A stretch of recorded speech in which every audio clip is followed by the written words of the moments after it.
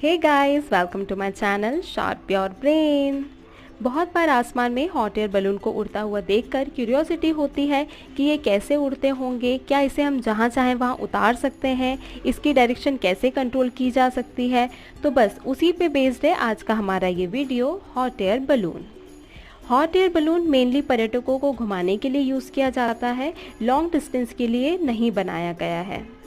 और जब भी हम इस पे यात्रा करते हैं तो हमें पूरा एरिया डिसाइड करना होता है कि हमें कहाँ से लेकर कहाँ तक की यात्रा करनी है। अब बात करते हैं इसकी हिस्ट्री। तो जो सबसे पहला हॉट एयर बलून था वो 19 सितंबर 1783 में उड़ाया गया था। आपको जानकर हैरानी होगी कि सबसे पहली बार इस पे जो ऑनबोर्ड हुए थे वो कोई इंसान नहीं थे, बल्कि एक शीप, डक और रूस्टर ने इसमें उड़ान भरी थी, जो कि 15 मिनट के लिए भरी गई थी। इससे ठीक 2 महीने बाद 21 नवंबर को मॉन्टगोल्फायर ब्रदर्स द्वारा बनाए गए बलून ने 20 मिनट की उड़ान भरी थी, जिसमें पहली बार कोई इंसान पैसेंजर था। और बस यहीं से शुरुआत हुई थी हॉट एयर बलूनिंग की। अब बात करते हैं इसके कंस्ट्रक्शन की। तो इसमें 3 बेसिक पार्ट्स होते हैं, एनवलप, बर्नर और बास्केट।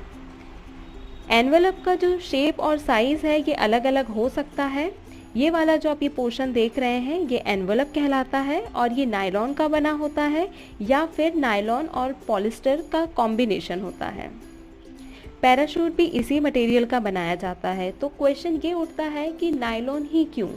वो इसीलिए क्योंकि ये बहुत ही ज़्यादा लाइट होता है और इसका जो मेल्टिंग पॉइंट है वो काफ़ी ज़्यादा हाई होता है। ये जो नीचे वाला पोर्शन देख रहे हैं ये स्कर्ट कहलाता है और इसके लिए एक अलग से मटेरियल यूज़ किया जाता है जिसे नॉमेक्स कहा जाता है।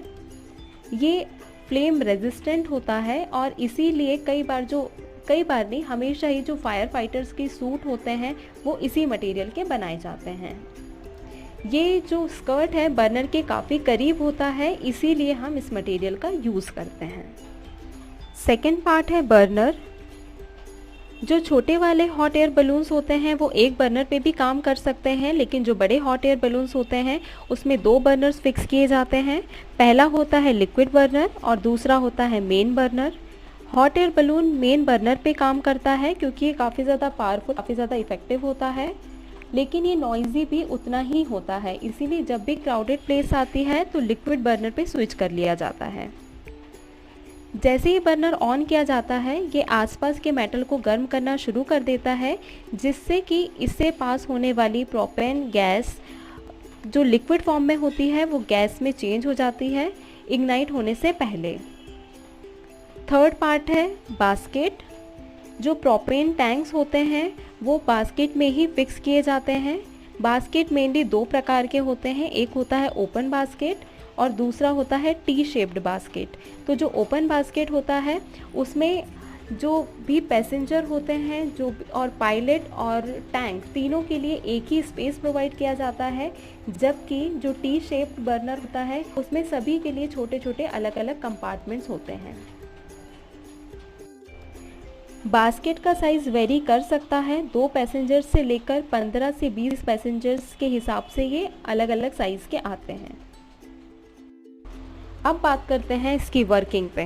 क्या आप जानते हैं कि आपके किचन्स में जो एग्जॉस्ट फैंस लगे होते हैं वो ऊपर की ओर ही क्यों लगे होते हैं? जब भी कहीं पर फायर लगती है तो धुआं ऊपर की ओर ही क्यों उठता है? चलिए तो हम देखते हैं इसका reason. Hot air is lighter than cold air. जो गर्म हवा होती है वो ठंडी हवा के कंपैरिजन में काफ़ी हल्की होती है। जैसे ही हम बर्नर स्टार्ट करते हैं तो टैंक के अंदर जो प्रोपेन गैस भरी हुई है वो एयर को गर्म करना शुरू कर देती है। गर्म हवा का घनत्व मतलब कि डेंसिटी ठंडी हवा के कंपैरिजन में काफ़ी कम होती है। जब बलून के अंदर गर्म हवा भर जाती है तो वह फैलती है और उसका घनत्व कम होने लगता है, जिससे वह काफ़ी हल्की हो जाती है और हमारा गुब्बारा ऊपर की ओर उठने लगता है। अब देखते ये हैं कि हॉट एयर बलून का जो डायरेक्शन होता है वो कैसे कंट्रोल किया जा सकता है।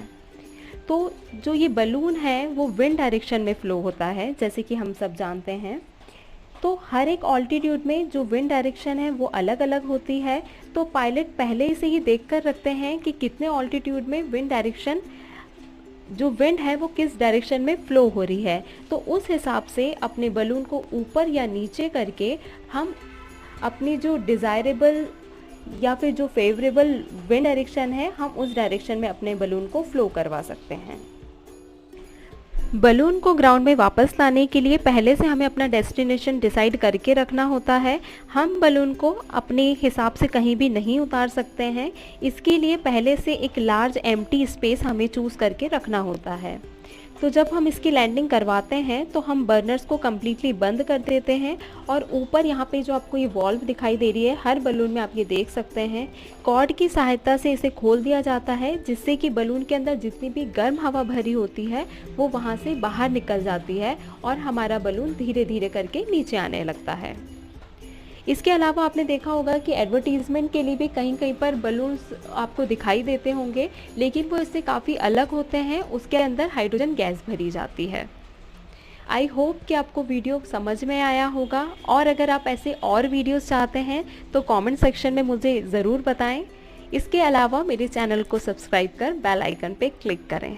Thanks for watching.